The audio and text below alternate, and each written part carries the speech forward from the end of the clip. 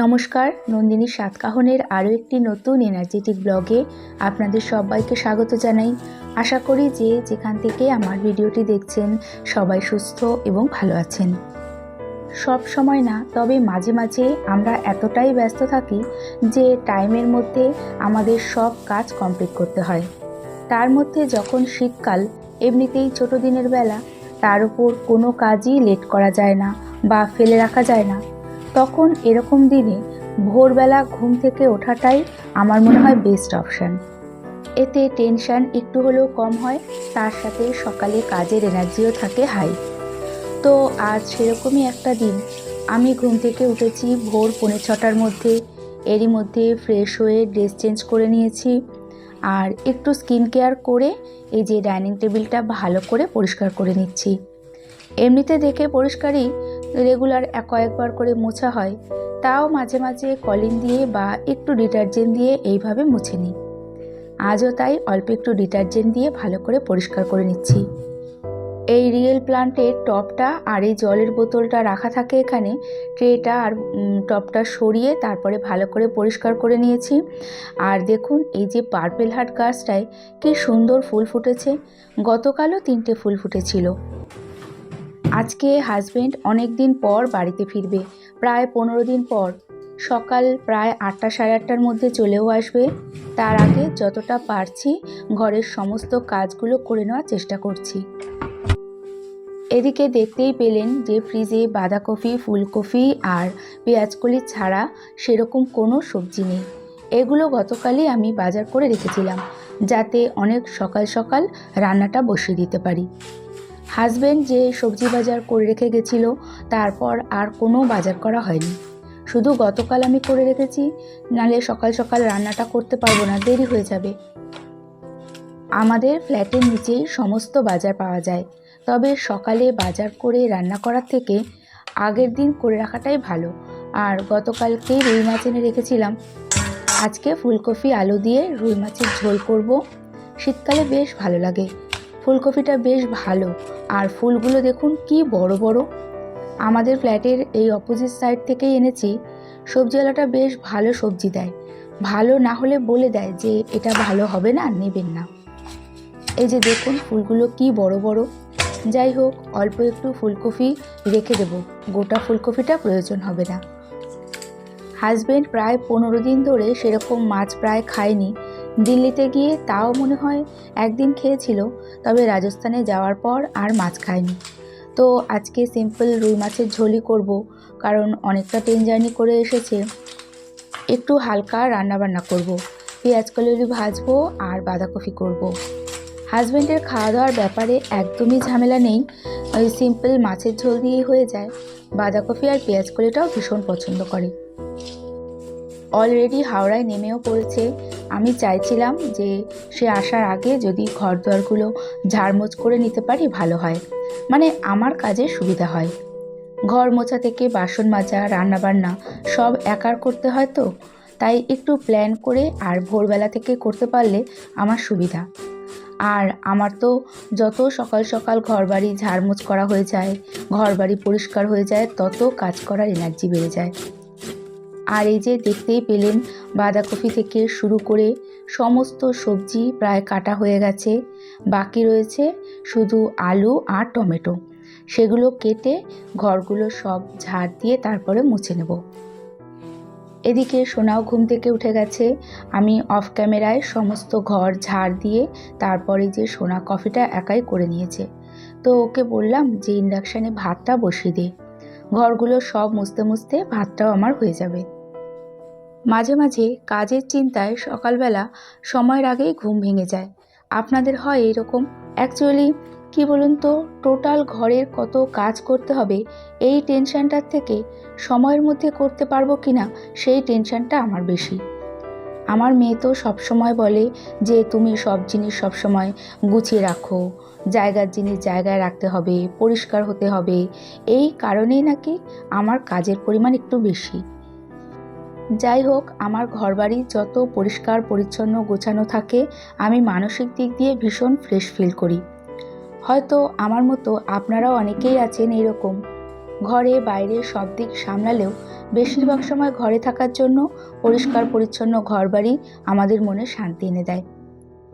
সমস্ত ঘর ঝাড়মোছ করা কমপ্লিট হয়ে গেছে। তারপর ওই সকাল 8টা নাগাদ হাজবেন্ডও চলে আসে। একদিন হোক বা 5 দিন কোথা থেকে ফেরার পর যত জামা প্যান্ট থাকে ব্যাগ ট্রলি সব আগে তার খালি করতে হয়। এটা বরাবরের তার অভ্যাস।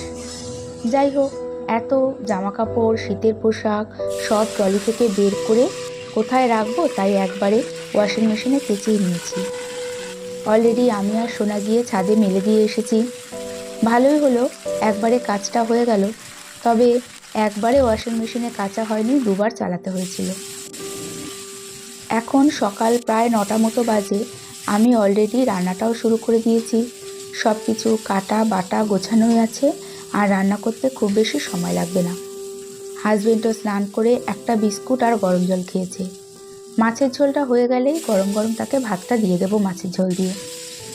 প্রথমে এই যে ফুলকপিগুলো একটু বেশি করে তেল দিয়ে ভেজে নিয়েছি, আর ফুলকপি একটু ভালো করে না ভাজলে খেতে ভালো লাগে না। তারপর ওই তেলের মধ্যেই মাছগুলো ভেজে নিয়েছি। খুবই সিম্পলভাবেই মাছের ঝোল করব, তাই জিরে তেজপাতা ফোড়ন দিয়ে আলুগুলো ভেজে মশলাটা দিয়ে দিলাম। একবারেই মিক্সিতে জিরে ধনে আদা কাঁচা লঙ্কা পেস্ট করে নিয়েছি। কিছুটা মাছের ঝোলের মধ্যেই মশলাটা দেব, আর কিছুটা বাঁধাকপির জন্য রেখে দেব। বেশ কিছুক্ষণ এই যে কষিয়ে নেওয়ার পর একটু কাশ্মীরি লঙ্কার গুঁড়োও দিয়েছিলাম, টমেটো দিয়েছি, আর অনেকক্ষণ কষানোর পর ভাজা ফুলকপিগুলো দিয়ে আবারও কষিয়ে নিয়েছি। তারপর গরম জল দিয়ে দিলাম। এই তো প্রায় রেডি আমার পাতলা করে ফুলকপি আলু দিয়ে মাছের ঝোল। নামানোর আগে একটু গরম মশলা দিয়েছিলাম। মাছের ঝোলটা নামিয়ে আগে হাজবেন্ডকে ভাত দিয়ে দিয়েছি। তারপরে যে বাঁধাকপিটা করে নিচ্ছি। বাঁধাকপিতে দিয়েছিলাম কিছুটা ঘি। ব্লিঙ্কিট থেকে কিছু জিনিস অর্ডার করা হয়েছিল, এই যে চলে এসেছে।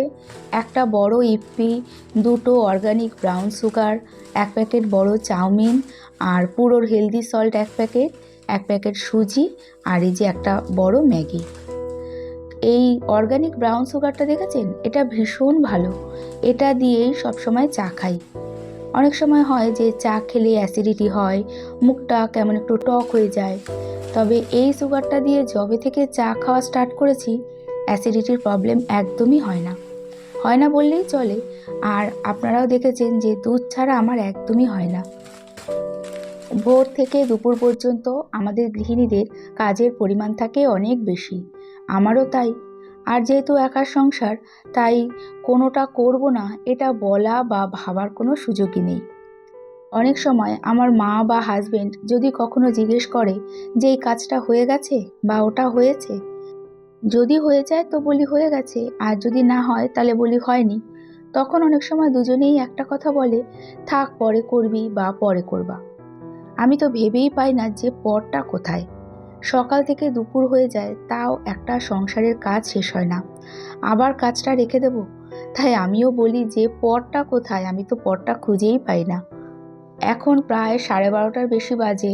সমস্ত জামা কাপড় শুকিয়ে গেছে, ওয়াশিং মেশিনে ড্রাই করে দিয়েছি তো, তাই জামা কাপড়ের সাথে সমস্ত শীতের পোশাকগুলো শুকিয়ে গেছে। এত জামা কাপড় একা আনা সম্ভব না, তাই হাজবেন্ডকে সাথে নিয়ে চলে গেছিলাম ছাদে। দুজনে মিলে জামা কাপড়গুলো তুলে এনে এই যে এখন আমি সমস্ত জামা কাপড়গুলো আগে ভাঁজ করে নেব। এরই সাথে ভিডিওটি দেখতে দেখতে কোথাও এতটুকু ভালো লেগে থাকলে একটা ছোট্ট লাইক করে দিতে ভুলবেন না।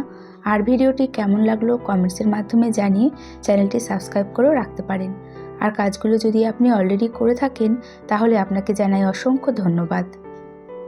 ব্লিঙ্কিট থেকে ডেলিভারি আসার আগেই আমার রান্নাঘরের সমস্ত বাসন মাজা ধোয়া, রান্নাঘর পরিষ্কার করা সব হয়ে গেছিল।